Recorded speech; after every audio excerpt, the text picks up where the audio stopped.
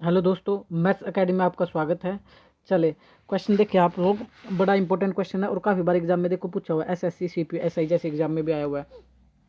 देखिए 80 मीटर तथा 120 मीटर लंबी दो रेलगाड़ियां समांतर रेल पटरियों पर एक ही दिशा में क्रमशः 25 किलोमीटर प्रति घंटा तथा 35 किलोमीटर प्रति घंटा की चाल से चल रही है। वे एक दूसरे को पार करने में कितने सेकंड लेंगी।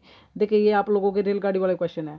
ठीक है, समय, दूरी, रेलगाड़ी और नाव और द्वारा। इसमें इतना बड़ा कोई सिस्टम नहीं है। आप लोग सिंपल सी अगर मैं आपको बात बताऊं, सिर्फ एक फार्मूला आपको आना चाहिए, बस सभी बच्चे जानते हैं। वो फार्मूला डिस्टेंस का नहीं, डिस्टेंस का फार्मूला दूरी। दूरी क्या होती है? Speed into time.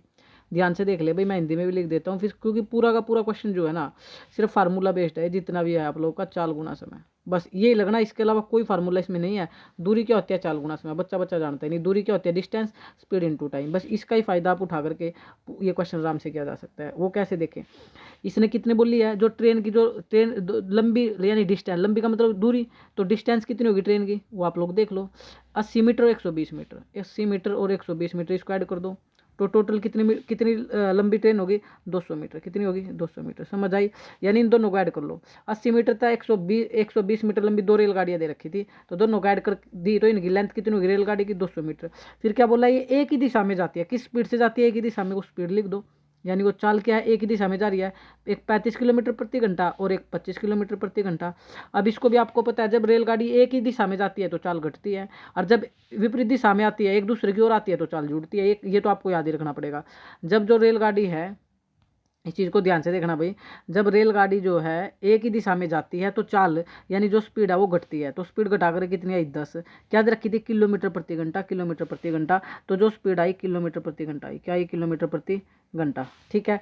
अब आपको क्या पूछा है? एक दूसरे को पार करने में कितने सेकंड लेंगे, यानी सेकंड में समय पूछ रहा है, टाइम कितना लगेगा, तो सेकंड में पूछ रहा है तो ये गड़बड़ करेगा। किलोमीटर प्रति घंटा, इसको ही बच्चा बच्चा जानता है। किलोमीटर प्रति घंटा से जब मीटर प्रति सेकंड में जाओगे तो एक रिलेशन होता है 5/18, यानी किससे गुणा करोगे? 5/18, या किससे गुणा करोगे? 18/5। इसमें बच्चा कंफ्यूज हो जाता है कई बार कि गुणा 5/18 से करे या 18/5 से करे।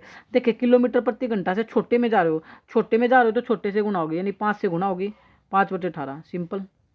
ठीक है, नहीं समझ आए तो यहाँ देखो, अगर आप लोग किलोमीटर प्रति घंटा से मीटर पर सेकंड में जाओगे, यानी किलोमीटर प्रति घंटा से मीटर पर सेकंड में जाओगे, मीटर पर सेकंड छोटी यूनिट होती है, तो आप लोगों को क्या काम करना होता है? हमेशा छोटे से गुणा करनी। किससे गुणा करनी? 5/18 से। सिंपल, इस बात को आप लोग याद रखना।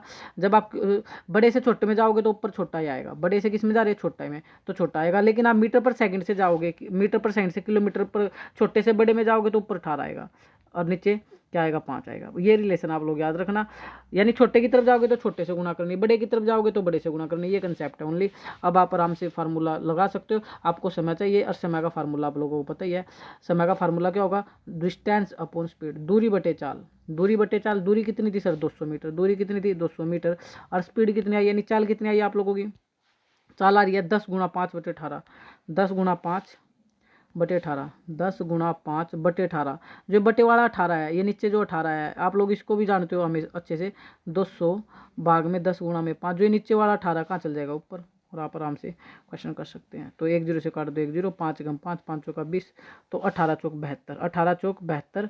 ये टाइम 72 सेकंड लगेंगे। कितने लगेंगे? 72 सेकंड लगेंगे, क्योंकि ये था मीटर, ये क्या था? मीटर, और ये क्या आ गया था आपका? मीटर पर सेकंड। मीटर पर सेकंड, यानी जो नीचे वाला सेकंड है ये भी कहाँ चल जाएगा? ऊपर। तो मीटर से क्या कट जाएगा? मीटर तो आंसर किस में बचेगा? सेकंड में। तो राइट आंसर होगा आपका 72 सेकंड। आप ऑप्शन भी देख सकते हैं, ये आपका डी पड़ा 72 सेकंड। होपफुली क्वेश्चन आपको समझ आ रहा होगा। जय हिंद, जय भारत।